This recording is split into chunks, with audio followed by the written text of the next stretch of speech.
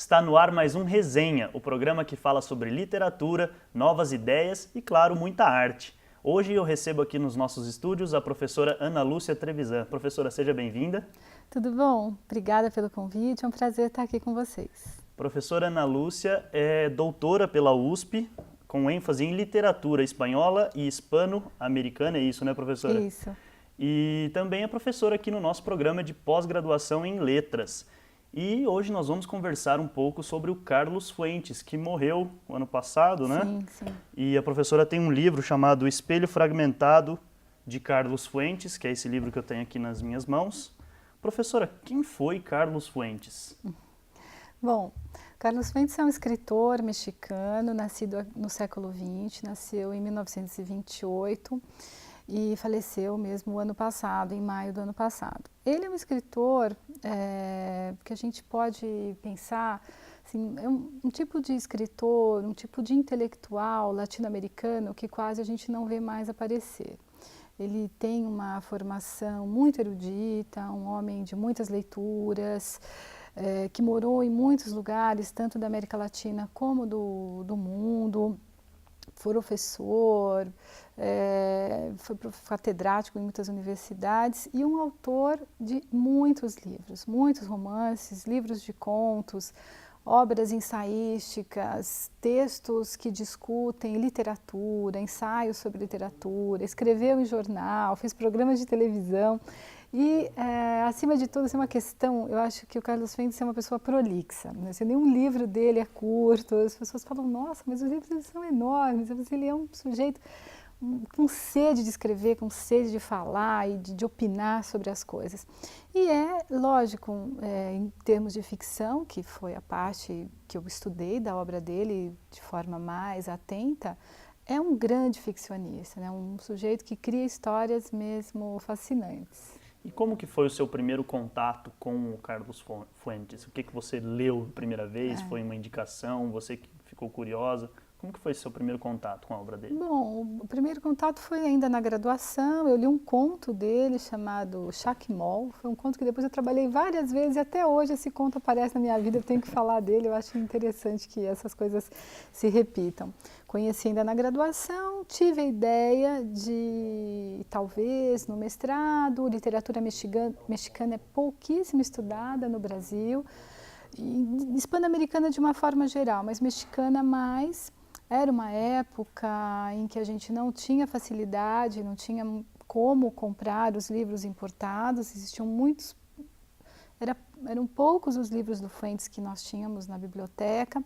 Então eu fui por intermédio de um e de outro comprando alguns livros dele para conhecer mesmo a obra, saber se era isso que eu queria estudar no mestrado. Tive a honra de ser orientada pela professora Irlemar Chiampi, da USP, que era uma grande especialista em literatura hispano-americana, autora do livro Realismo Maravilhoso, uma pessoa estudiosa da literatura cubana, que, enfim, incentivou esse interesse pelos Fuentes.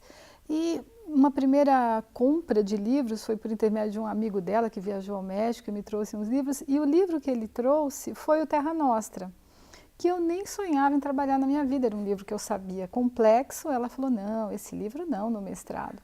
E eu trabalhei um outro romance que eu gostei muito, fiz lá o meu mestrado e o Terra Nostra ficou. Eu li, adorei, mas ficou adormecido. Até depois no doutorado eu ter a oportunidade de voltar a ele também.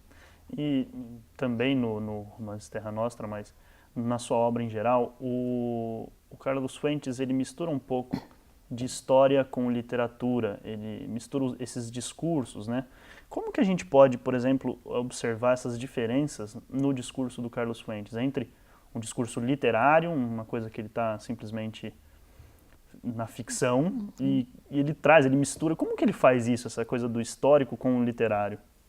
Então, essa é a questão que me fascinou na obra dele e, de uma certa forma, é um tema meu de pesquisa. Eu gosto de estudar de que maneira a ficção constrói a história, de que maneira a ficção bebe nas fontes da história e constrói uma outra história e ficcionalizada, enfim, tem muitos nomes para isso. Mas, por outro lado, eu também gosto de pensar que a história também precisa da ficção. Eu acho que não tem como o discurso histórico se separar de certas categorias próprias da narrativa ficcional. A ideia do enredo, a ideia do personagem, a ideia do tempo, das cronologias, dos fatos, dos acontecimentos, do clímax, né? Então, a história também precisa de certos instrumentos próprios da narrativa ficcional. Agora, o Carlos Fuentes, ele, como eu disse no começo, é esse tipo de escritor, esse tipo de intelectual completo, vinculado aos estudos de sociologia, de história, de antropologia, realmente interessado por muitas ciências, e o discurso da história entra na obra dele, claro, como base para construir. Então você lê romances dele, e não só dele, de outros autores, você vai percebendo o andamento da história, você pode ali acompanhar fatos que realmente aconteceram. Porém, não é só isso. Num romance histórico, principalmente num romance histórico mais contemporâneo, você vai ter elementos que você comprova no registro da história. Então, se você for procurar o rei e tal, pois é, aquele rei existiu naquela época, mas vai ter um personagem inventado, um personagem que você não tem como saber. Então, inventar o passado, abrir possibilidades para pensar o que será que era isso, será que outra coisa poderia ter acontecido, será que aquele rei, será que aquela rainha, será que aqueles príncipes tinham conhecimento de tais? Conhecer essa imaginação do passado, eu acho que o Fuentes faz muito bem. E por por esse viés de inventar, de imaginar o passado, ele cria uma pergunta. Será que a gente dá conta do passado? Será que o registro da história é capaz de registrar mesmo tudo o que aconteceu? Será que a imaginação não cria possibilidades para você entender o passado que talvez sejam melhores, mais profícuas do que a própria leitura da história? Então, é instigante nesse sentido. Poder imaginar o passado é uma forma de avaliar o seu presente. De que maneira o nosso presente está sendo contado? Será que hoje, né, você consegue saber exatamente todos os fatos históricos nos quais nós estamos metidos, inseridos? Então, de certa forma, ele reconstrói a própria história. Exatamente. Através da literatura. Através da literatura. E essa possibilidade de imaginar, eu acredito que chama o leitor para um olhar crítico a respeito da história. Sem dúvida. Porque, às vezes, um personagem inventado, dialogando com um personagem que a gente consegue registrar no discurso histórico, cria possibilidades de você pensar sobre as ações, pensar sobre os atos que aconteceram no passado. E todos nós, enfim, de forma geral, sofremos consequências diversas dos fatos históricos, das razões que movem os povos, movem as sociedades, né? Certo. Nós vamos fazer uma rápida pausa, mas você não saia daí, porque no próximo bloco a gente vai discutir um pouco mais sobre o Terra Nostra. Até mais.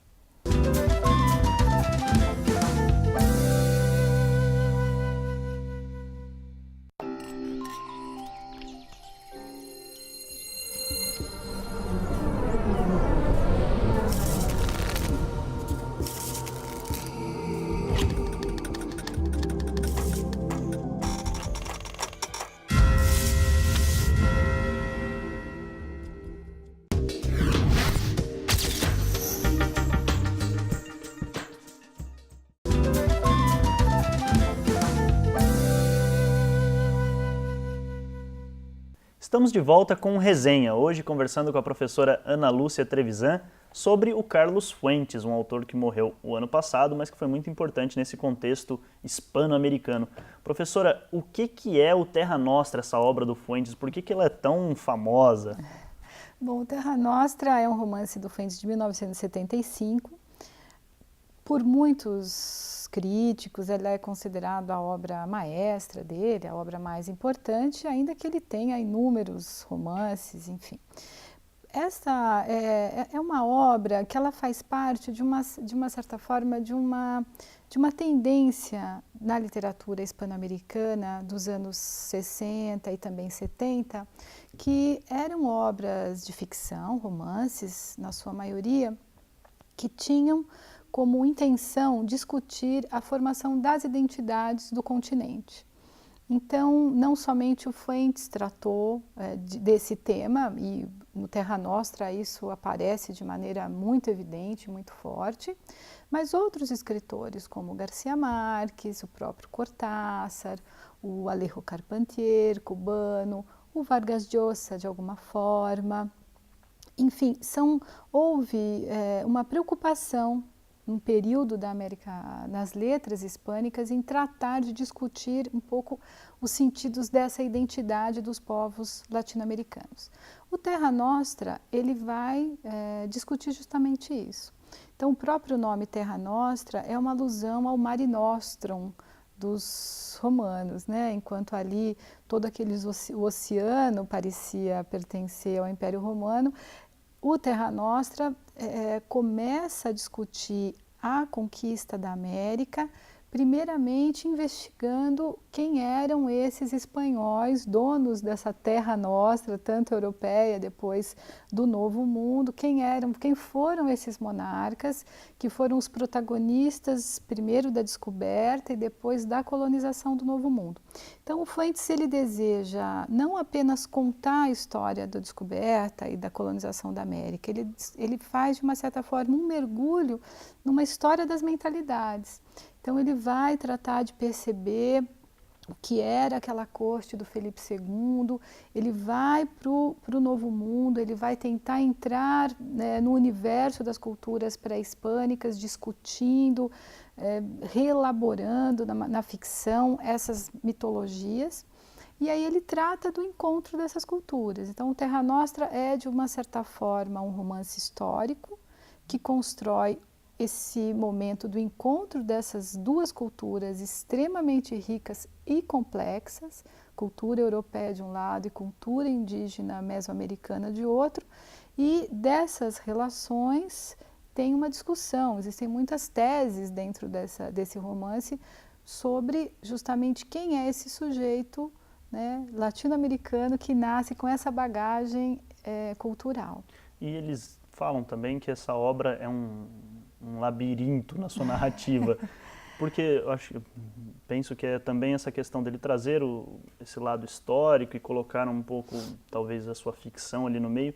Por que é difícil ler o Terra Nostra, ou por que a gente encontra pessoas dizendo que é um labirinto essa narrativa? O que ele faz ali que torna a narrativa um labirinto? Eu acho que há uma opção, né, de complexidade na escritura do romance.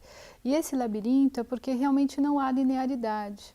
E isso é muito espantoso, porque quando a gente vai ler a história, a gente acha que vai ter linearidade, né? Assim começou, vieram esses acontecimentos e outros, e, enfim, aqui a gente tem uma sequência narrativa.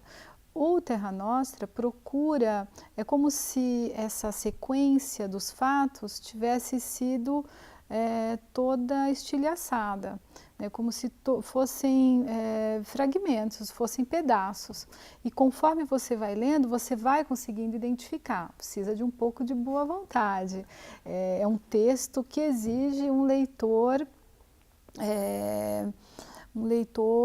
primeiro ávido, né, desejoso de entender, e um leitor crítico, um leitor com boa vontade, porque você vai montando um pouco esse quebra-cabeça histórico. Mas eu sou suspeita para falar, porque eu li o romance, adorei o romance, acabei escrevendo um livro sobre ele. Então, né, lógico que eu acho que o romance é interessante, me fez com que eu me debruçasse durante muito tempo, nessas quase 1000 páginas que tem em algumas edições, né? Mas eu acho que o labirinto está nisso, quer dizer, o leitor começa e ele tem que ir percebendo onde que está cada uma das histórias ali. Elas se referem a que partes de uma cronologia. Então, para que você tenha uma ideia, paralelamente à escritura do Terra Nostra, o Carlos Fuentes publicou um livro de ensaios chamado Cervantes ou la Crítica de la Lectura. De uma certa forma, ele mesmo diz que esse ensaio é um mapa para o Terra Nostra. Então, eu aconselho a ler esse ensaio, no qual ele discute as principais figuras do pensamento espanhol, tanto histórico como filosófico e também literário. e de que maneira essa mentalidade cria, vamos dizer assim, as diretrizes que vão ser as diretrizes que marcam a colônia hispano-americana. Então, para entender a colonização, você tem que mergulhar nesse universo de mentalidades. Então, o ensaio ajuda a decifrar o romance. E ficou muito comum designar alguns escritores aqui hispano-americanos, principalmente latino-americanos, como do realismo fantástico, né? Essa modernidade trouxe esse realismo fantástico. Garcia Marques e outros escritores. O Carlos Fuentes faz parte desse realismo fantástico, não faz? Esse Terra Nostra a gente pode considerar como um realismo fantástico ou não?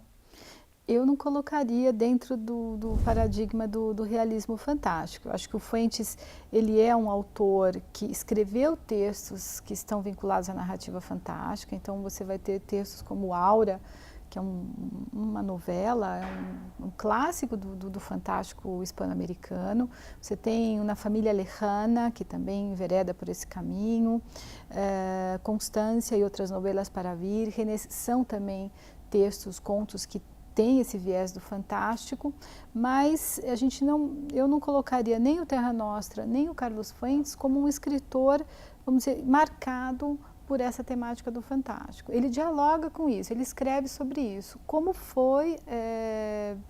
aconteceu com vários escritores. E você está certo quando você diz, né, muitos autores latino-americanos entram dentro desse espaço do maravilhoso, do fantástico, do realismo mágico, como Garcia Marques, o próprio Borges, o Júlio Cortázar, e outros, Leopoldo Lugones, o próprio Bioy Casares, são autores que sim, escreveram e tem uma parte da obra grande dedicada a este tipo de narrativa. O Fuentes, como faz parte dessa geração, ele também enveredou por esse caminho, mas não sei se é o que definiria a obra dele. Eu acho que ele é um pouco fora dessa... Eu acho que mais vinculado, como eu entendo, né, a um tipo de concepção de literatura que nunca se desvincula do real, da sociedade, que ele está discutindo ali questões que ele percebe como fundamentais, não só para o México, como para a América Latina e também questões que são questões humanas, né, que perpassam aí a literatura universal. Legal. Nós vamos fazer mais uma rápida pausa, mas não saia daí. Próximo bloco tem mais Carlos Fuentes com a nossa professora Ana Lúcia.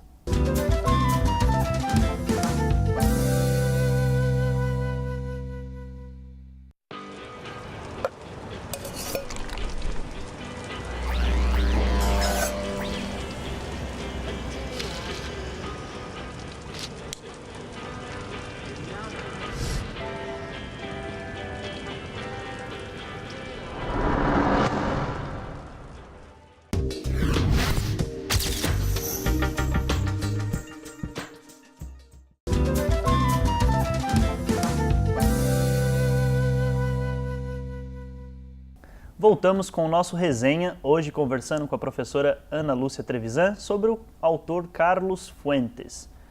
Professora, a gente estava falando no final do bloco anterior sobre essa questão do realismo fantástico que envolveu muito os autores latino-americanos, hispano-americanos.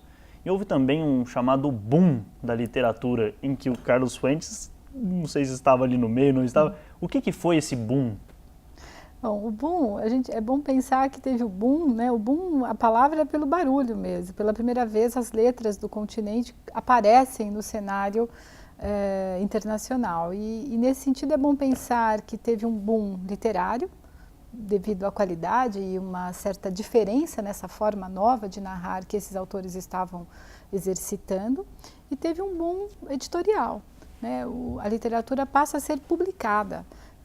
Isso tem razões históricas, com o fim, por exemplo, com o fim da Guerra Civil Espanhola, muitos donos de editoras migraram para algumas cidades da América Latina, como México e também Argentina, e aqui vão surgindo editoriais, né, editoras, e essas editoras se voltam para uma produção também interna.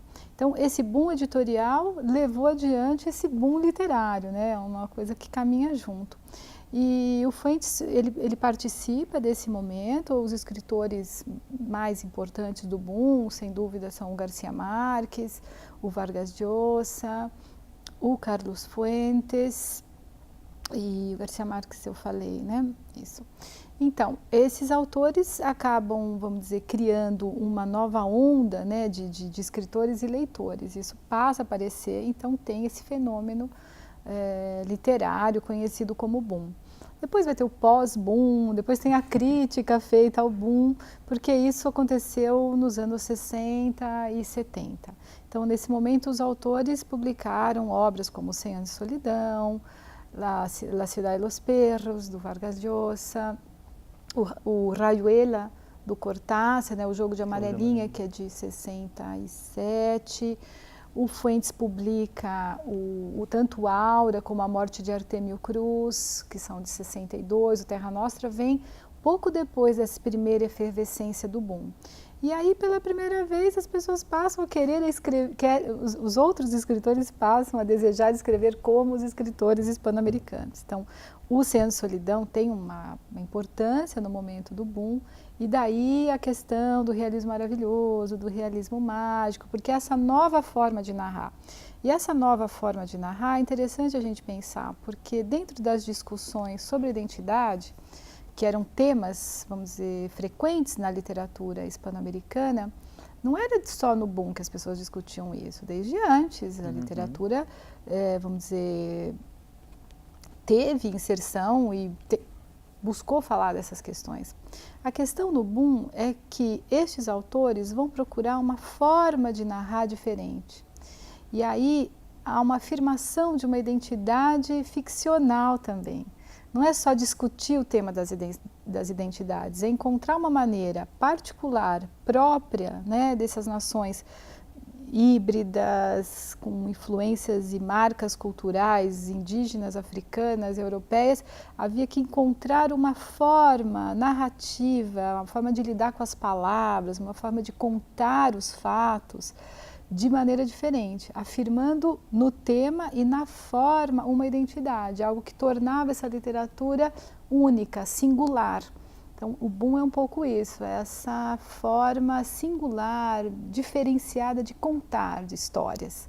Isso vai ser o que até hoje as pessoas às vezes falam, olha, puxa, você escreve como García Márquez, você escreve como o Cortázar, alguma coisa assim. E é interessante pensar nessas novas criações literárias, nesse novo jeito de contar uma história, como eles resgatam também essa questão da mitologia. Andei lendo alguns artigos seus, professora, que tratam muito dessa questão da mitologia, porque, ao que parece, eles trazem essa coisa da mitologia, misturam com a mitologia nova, criam uma mitologia nova.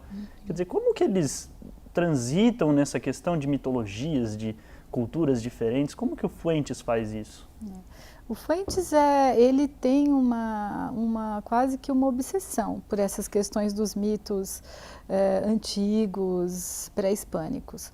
Claro, num país como o México, né, fundado historicamente numa civilização, vamos dizer, pautada por uma religião, como a religião dos astecas e maias, né, uma religião que organizava toda a vida daquelas pessoas no mundo pré-hispânico, uma mitologia viva, registrada em documentos, em monumentos, em templos. É impossível você ir ao México e não perceber, né, a riqueza que até hoje você encontra em qualquer caminhada que você faz pelo centro da cidade. Você vai ver, você respira essas culturas e essas mitologias e essas histórias religiosas, míticas, antigas. Então, o Fuentes, como mexicano, não tinha como escapar disso. Num momento histórico e literário em que justamente se discutia quem era o mexicano, quem era o latino-americano, tinha que ter era necessário debruçar-se sobre essas mitologias, perceber de que maneira essas mitologias antigas já estavam desaparecendo ou estavam desaparecidas, justamente porque elas viveram no trauma da conquista um processo de hibridação, né? Essas mitologias se tornaram misturadas com as tradições religiosas europeias, com o catolicismo, por exemplo. Então, dessas fusões, dessas novas formas de expressar um pensamento religioso e mítico, o Carlos Fuentes procura, vamos dizer, investigar, procura tratar. E a literatura dele e de outros autores, ao tratar dessa mistura, cria uma nova mitologia, uma mitologia literária, né? Uma forma de contar a mitologia pela ficção. E pensando então em toda essa nova forma de contar do Carlos Fuentes, o que nós podemos dizer que é o grande legado do Fuentes para a gente? Por que nós devemos estudar o Fuentes? Ou por que é interessante ler a sua obra, entender o que ele fez, entender a forma com que ele fez? Qual que é o legado? Por que a gente deveria estudar isso? Então, eu acho que duas questões, fundamentalmente. A primeira, que entrar em contato com a obra dele, você tem oportunidade de entrar em contato com muitas outras ciências, com muitos outros discursos, histórico, antropológico, sociológico. Então, você tem um mergulho aí que é muito instigante. E a segunda é perceber que, muitas vezes, por trás de uma dificuldade, tem uma exigência de um leitor. Tem um leitor que seja partícipe, um leitor que se compromete com a obra. Eu acho que o legado do Fuentes é esse, quer dizer, olhar para a vida, olhar para a história, olhar para os mitos, olhar para esse sujeito latino-americano que nasce numa cultura híbrida e se expressa de uma maneira diferente. Quer dizer, olhar para isso com um olhar não superficial, um olhar realmente atento à complexidade dessas culturas que formam o sujeito latino-americano, no qual cultura híbrida na qual nós brasileiros nos incluímos também. Somos todos latino-americanos. Todos latino-americanos. Então, acho que o exercício de ler a obra dele é interessante para todos nós. E eu ainda assinalo a importância de um texto do Fuentes, que é um livro de ensaio chamado O Espelho Enterrado, que é uma linda análise sobre as culturas europeia e latino-americana. Tá? Com um livro muito bonito, que eu acho que também é um caminho para entender um pouco esse continente onde nós vivemos. Tá certo, professora. Muito obrigado pela sua presença. Infelizmente, o nosso tempo já se esgotou. E você fique conosco. Se tiver alguma sugestão, alguma ideia de livro, ideia de discussão, mande um e-mail para nós, resenha@mackenzie.br. Até a próxima.